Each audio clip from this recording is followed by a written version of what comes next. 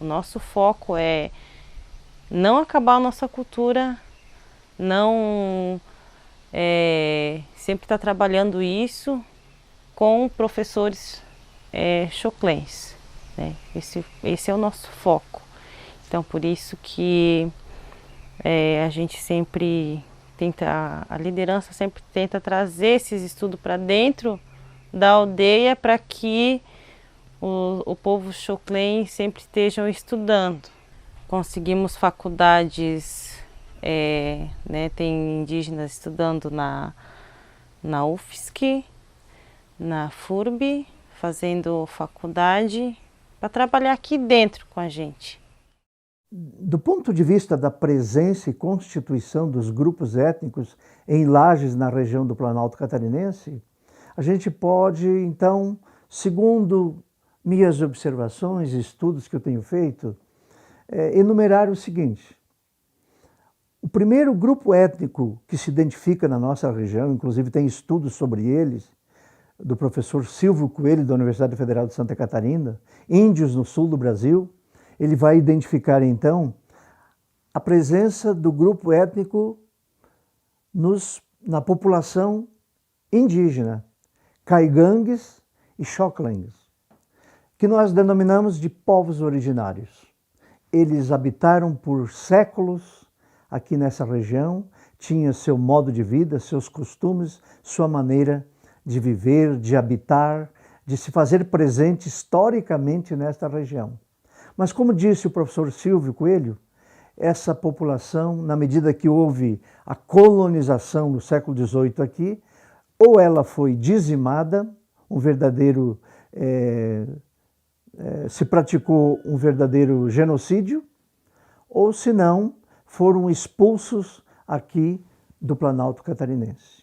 Décadas atrás, né, a nossa comunidade, o povo lacano-choclen, sobreviviam no estado de Santa Catarina, Paraná, Rio Grande do Sul. Então, era um percurso onde eles faziam, né? Então, devido a muita matança na época, né, os nossos indígenas, nossos choclens, chegaram a viver agora num espaço pequeno, onde é o município de José Boatê.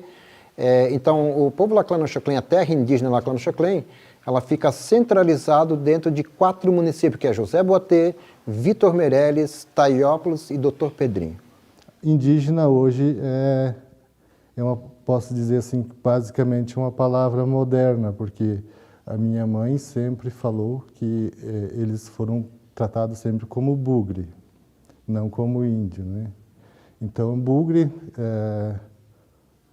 tem várias conotações que eram utilizadas, que era o indivíduo chucro, o indivíduo que não se amansa, a pessoa acanhada, a pessoa tímida e até mesmo a pessoa violenta. O segundo grupo étnico que vai se dar no encontro com essa população vem do colonizador de Lages, paulista, de origem portuguesa, que traz com ele agregados, né? Conta-se que mais de 100 pessoas acompanharam a expedição colonizadora, com Correia Pinto aqui em Lages. E, inclusive, ele traz juntos já afrodescendentes. Sinto-me na obrigação de, neste primeiro centenário da abolição da escravatura no Brasil, homenagear a criatura de cor e descendente do cativo, que batalhou para que chegássemos à formação de hoje. O homem de cor em Lages foi história desde o erguimento dos primeiros pilares materiais e humanos que formou o povo ordeiro, heróico e valoroso, quase esquecidos pelos seus descendentes. Lages, janeiro de 1988. O autor, seu Sebastião Ataíde. Ele foi o primeiro negro aqui em Lages a terminar o 2º grau. Eu sou nascida aqui em Lages mesmo. Meu pai é Sebastião Ataíde, né? Ele é natural da Coxilha Rica, ali dessa região. Ele teve uma mãe que nasceu liberta, né? Que veio de uma mãe cativa, que era a avó dele, que eu não sei o nome, não tenho esse registro, mas ela era Maria Moreira. Mas ele foi criado por pais adotivos, que eram os donos da fazenda na qual ele morou, né? Então ele foi criado por esses pais, né? Que era o seu Vicente Ataíde. Inclusive eu tenho um irmão com esse nome, Vicente, que é professor também. E a dona Cecília, né? Que foram os pais que deram a formação para ele, que colocaram na escola, né? Então foi eles que o criaram. A avó Ernestina, mãe da mãe, ela era parteira. Então ela parava as crianças com parteira, benzedeira, fazia chá, remédios, né? Isso na região do Capão Alto. O Juca Antunes, ele é meu tria-avô, pai da minha bisavó Zezé, que, segundo o pai, meu falecido pai, era muito ligado a ele. O pai fez a vida dele no Rio de Janeiro, né? E ele, então, casou-se lá pela primeira esposa e depois veio conhecer a mãe aqui em Lages. Porque apesar de ele ter feito a vida dele lá, ele nunca largou aqui. Então ele vira e mexe e voltava para Lages, etc. Para cuidar da chácara que até então a gente tem até hoje, né? Que é a casa ali do Petrópolis. E ele achava essa casa assim, fenomenal assim, para a vida dele. Ele gostava de manter as sedes, né? Então, inclusive, quando foi negociado entre os irmãos o que ele ia ficar, uma das negociações que ele queria para ele era a sede da chácara, né? Então, ele fez a vida dele em Niterói, no Rio de Janeiro, casou-se com a mãe e a mãe engravidou de mim. E eu podia ser carioca, por exemplo. Só que ele fez questão que eu viesse para Lages na barriga aos 8 meses de gestação para que eu nascesse lagiano. E eu tenho muito orgulho de ser lagiano porque eu acredito muito, como já dito anteriormente, em memória celular e de que a gente tem algumas raízes muito fortes, né? Então a gente reconhece o nosso espaço. Eu acho que é importante raiz. Eu acho que o mundo interessante a gente deve conhecer o mundo, mas raiz é raiz, é a árvore da gente, né? A gente tem que saber onde é que a gente veio. Nosso povo aqui, a nossa cidade, Lages, ela é uma cidade extremamente assim, racista. O nosso chão lagiano, ele é um chão feito em cima do trabalho do negro. A população cabocla, do ponto de vista da miscigenação, eles são, digamos assim, expressão do encontro da população indígena, povos originários, com o colonizador branco paulista. Vai surgir daí o caboclo. Por isso, Caboclo, do Tupi-Guarani, quer dizer homem, filho do branco. O caboclo, eu me sinto assim que a gente tem uma origem, né? A gente veio daquela origem e gosta de ser assim. E faz aquilo porque gosta e a origem já diz, né? Você é assim e assim será. Ser caboclo é a gente falar as coisas assim que pois sabido a gente fala errado, né? Eu, por exemplo, digo vocês, né? Por exemplo, já é uma coisa de caboclo, né? Pelo que eu entendo, é aquele que gostava de viver mais escondido, pelo fato dele não saber falar. Esse caboclo, né? Né? Ele já tinha um linguajar bem mais diferente do que o nosso, porque o caboclo ele não teve estudo. Não. Né? Então ele já se criou, digamos, lá no sertão. Por que é caboclo? Porque ele se criou lá no sertão. Lá ele não tinha como ele ter um estudo, né? Se ele saía, digamos assim, para a cidade, ele já ficava meio, né, com medo de falar. Porque hoje em dia sempre existe o medo de você não saber falar, de não ter um grande estudo. Né? A gente, quando se criou com os pais, a gente só no serviço, não tinha grande passeio para sair. Né? Tanto é que a nossa profissão, quando a gente trabalhava com os pais, nós trabalhávamos com artefato de couro. Nós morávamos no Guarujá ali, tá? Nós éramos 8, 9 irmãos, né? Que trabalhavam tudo junto. E até era bem vendido lá, esses negócios que o falecido meu pai fazia, nós fazíamos aqui, eles vendiam para o pessoal lá de Caxias, e dali eles levavam lá para o Rio Grande, para lá, né?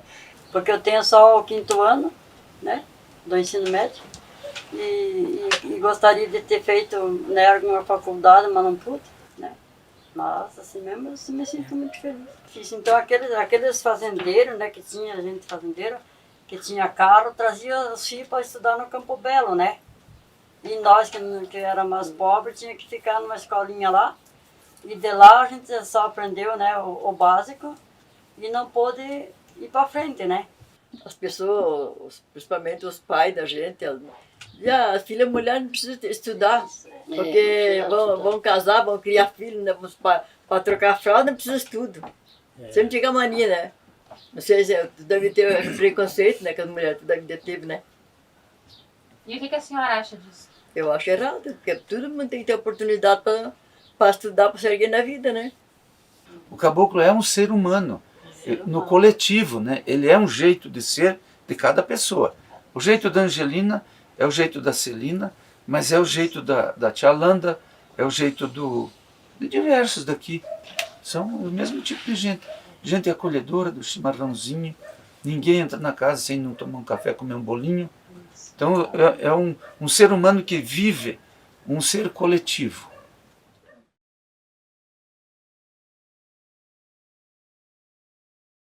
Quer dizer, Ahmed, muita gente não conhece.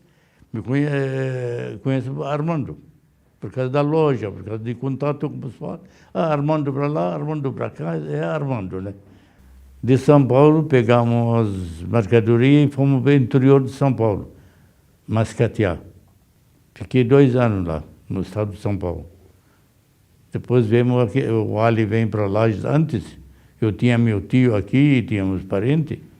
E depois de 1 ano eu venho para cá também junto. Quer dizer, estou aqui em 64 anos aqui em Lages. Eu lembro tudo da cidade. Eu falo bem a verdade, eu lembro da cidade mais que eu acho que muito lagiano. Nós somos do Vale do Alberrão. Nossa cidade chama Cafraia. E a maioria são de lá.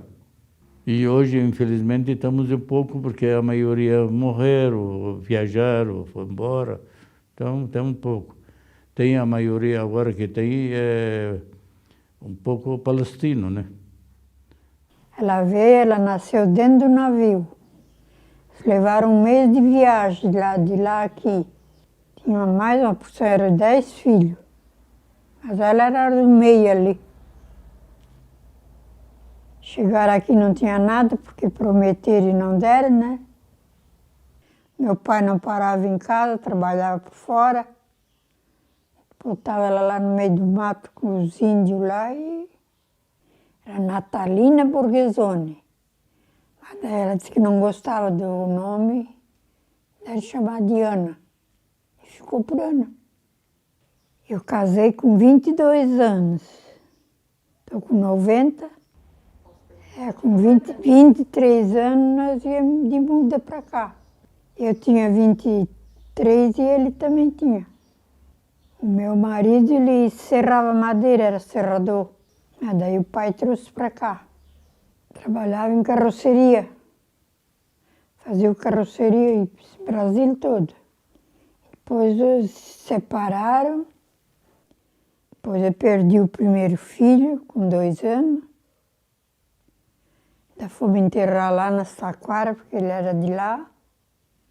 Depois nasceu a Ana.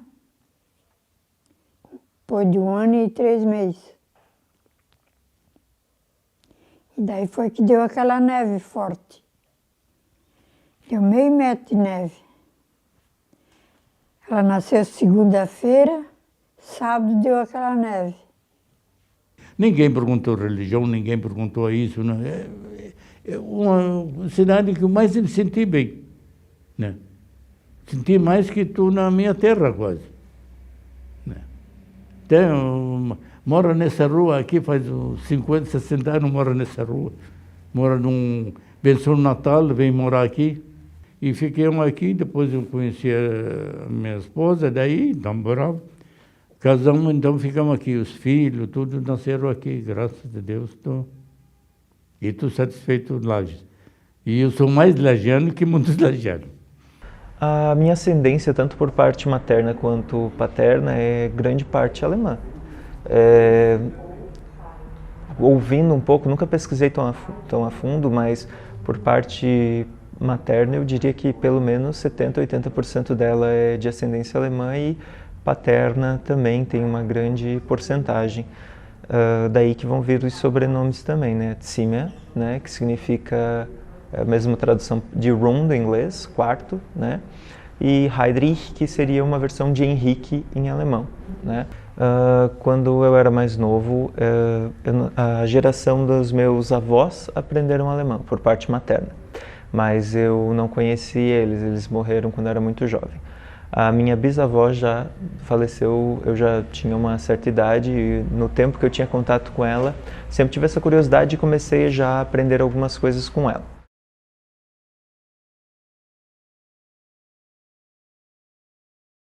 Eu nasci no Faxinal, lá no Passo de Santa Vitória, aqui na Coxilha Rica mesmo, né? Eu nasci em casa, fui pega pela parteira, né? Minha mãe morava numa serraria lá no Faxinal mesmo, e eu fui pega pela essa parteira, que se chamava Madrinha Noca. Ela até se tornou minha madrinha por ela ter feito o meu parto, né? O Faxinal, segundo alguns historiadores, o Faxinal é um antigo quilombo, né? E então eu nasci e me criei lá. No período que eu nasci, foi em 92, não tinha maternidade em Otacílio Costa, que é a cidade de onde a minha família inteira veio. E eu nasci em Lages, mas fui criada em Otacílio. Só nasci aqui e fui direto para Otacílio. Vivi lá até os 8 anos de idade e até eu me mudar definitivamente para Lages. A gente veio para cá para ficar, a princípio, um tempo, mas acabou que eu fiquei a vida inteira aqui. Estou até agora, né? Dei algumas voltas por fora, mas definitivamente meu lar é Lages, tudo que eu conheço é aqui, né? E daí essas idas e vindas entre Otacílio e Lages a vida inteira. Já morei em várias casas aqui em Lages, vários bairros, acho que eu morei em quase todos os bairros de Lages. Sou natural de Umuarama, no Paraná. Estou em Lages desde 2003 e vim morar aqui por conta da faculdade, passei no vestibular de medicina e de lá para cá tenho estado aqui. Então, naquela época, lá em 2003, nós não tínhamos muitas opções de faculdade de medicina. No Paraná tínhamos bem poucas, não me lembro exatamente quantas, mas daí acabei me inscrevendo para o sistema CAF e acabei escolhendo Lages. Olha, na verdade, assim, naquela época a gente procurava muito a questão da concorrência ou onde a gente conseguiria pontuar melhor para se classificar e eu acabei, assim, era uma faculdade nova, pensei que tivesse mais oportunidades aqui e, assim, a questão da distância também não ficava tão ruim para ir para Umuarama. Casei, fui morar no Coral e ainda moro no Coral até hoje. Eu trabalhar na escola como recepcionista, daí eu para receber os parentes, para quando vem paga, quando precisa digitar ou fazer exame, é eu que digita no computador, depois saí eu para poder trabalhar um pouco ali. Depois eu saí e ia lá trabalhar na Medicina Sem Fronteira. Não sei se vocês conhecem, esse é o mundial. Eu trabalhava como brasileiro lá também, que estava lá nessa organização. E eu trabalhei 3 anos lá com eles. E depois que eu vim para cá, que eu preocupo muito com minha família. Daí com minha esposa e meu filho. Daí como eu vou conseguir crescer eles para pagar a escola, se eu não estou trabalhando. Daí eu começo a preocupar sobre isso. Daí quando eu vi isso, daí tem um monte de pessoa que estava indo aqui no Brasil e Chile nessa época. Daí eu converso com um outro meu amigo, ele falou, por que você não tenta sair lá, vai em outros países para ver se tenta melhorar as coisas? Daí eu venho ali, conversar com minha esposa, eu falei para ela, isso aí ó, é uma ideia, daí ela falou, ó, eu acho que ia ficar melhor, daí talvez lá aqui meu país eu não conseguir trabalhar, talvez lá eu vou conseguir, talvez dá para nós, nem sabia como estava aqui, o salário, essas coisas, nem eu perguntei naquele tempo, mas no começo estava um pouco difícil para mim manter eles lá e eu também. Depois que ela vem para cá, daí melhora bastante as coisas. Outro lugar que fica mais fácil para nós, que é mais perto também, que é lá para nós ir, que está um pouco, ganhou mais aqui também, todo mundo sabe, é o país primeiro do mundo, que é os Estados Unidos, que é mais perto de nós, porque depende da cidade, 2 horas para ir lá de avião. Aqui é 7 horas até 8 horas para poder ir lá meu país. Tá? É um pouco bem longe do Brasil que é os Estados Unidos. Estados Unidos não deixa ninguém entrar sem visto. Visto já é muito, muito complicado. E aqui, visto já é um pouco mais fácil. E no tempo que eu venho, o Dilma estava lá como presidente, daí ela deu oportunidade, porque ela foi lá no meu país, viu como estão essas situações, é pouco serviço, a maioria dos povos não está trabalhando, porque um monte de nós que vem aqui não estava trabalhando. Eu acho 30 talvez deixa um serviço. No 100% que vem ali, eu acho 30 ou 20 que tinha um serviço. Mas tem alguns também que ganhou pouco, daí tem um monte que não é tudo que ganhou igual. Então, como aqui tem um salário mínimo que todo mundo, às vezes você é o patrão, quer pagar isso, e o outro quer pagar isso. Não tem um prejuízo que fica em cima que dizer tem que ser assim. Até o pessoal, uma vez eu trouxe alguns amigos de Florianópolis para cá, e eles ficaram chocados com o tanto de músico e pessoal que vive de arte em Lages. Não só arte musical, né, mas que produz arte, que vende arte, né. Eu acho que Lages tem esse poder cultural muito grande. O nome dessa música é Verde, justamente porque era um movimento feminista e de músicos que era muito recente, então ele ainda não era um movimento maduro. Então daí eu dei o nome de Verde para a música.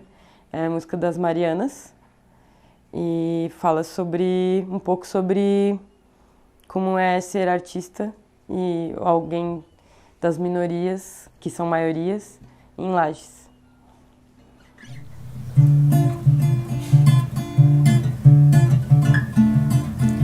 Nem todo dia é triste na vida da minoria, um dia opressão, no outro agonia.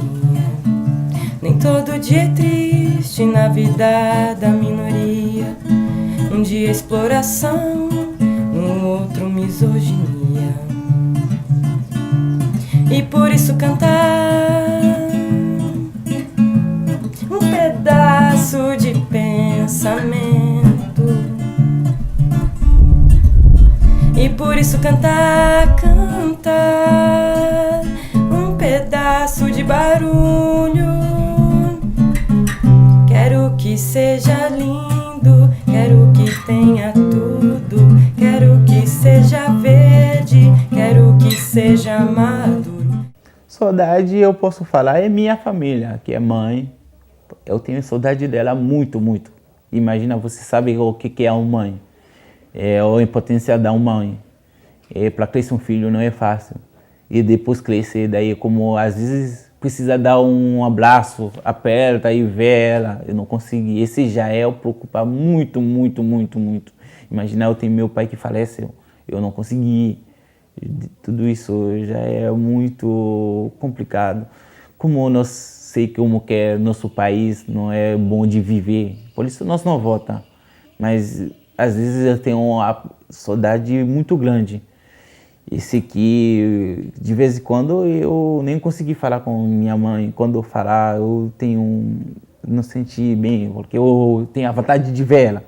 Aqui, 6 anos, imagina, eu não consegui. Tudo isso por causa que é complicado para poder guardar dinheiro, para poder ir. Lages ainda é muito fechada em muitos aspectos. Ela tem uma questão de... Qual foi o termo que você usou? De preconceito. O preconceito ele está mais encrostado aqui do que nesses outros lugares, né? A questão da homossexualidade, a questão da diversidade cultural, a questão da liberdade de expressão, né? Lages ainda tem algumas coisas a desenvolver nesse quesito. Essa é a minha opinião do que eu vi, né? É o que eu vi lá fora, é o que eu vi aqui dentro. Seria bem interessante a gente desenvolver nessa questão, mas eu acredito que políticas públicas podem ajudar isso, obviamente, né? Incentivar, dar mais voz, talvez, a essas pessoas para elas se expressarem, punir ações que não são... A gente vive levantando a bandeira aí da questão da violência à mulher em Lages, né? Isso é realmente uma coisa triste também. Então, eu acho que tem que dar voz a essas pessoas que estão oprimidas para que isso mude, né? Simplesmente é uma coisa que você tem que mudar. O meu avô, o pai da mãe, meu avô Valdemar de Paula, ele sempre a gente via, eu convivi muito pouco com ele, na verdade, né? Foram 9 anos. Eu tinha 9 anos quando ele faleceu, então a gente conviveu pouco, mas esse pouco que a gente conviveu com ele, a gente aprendeu muito. Não só assim da música, que também veio dele, né? Esse amor pela música, pela tradição, mas também assim de respeito pelas pessoas, né? Ele sempre dizia pra gente, respeitem para ser respeitados. E isso vem do meu pai também, né?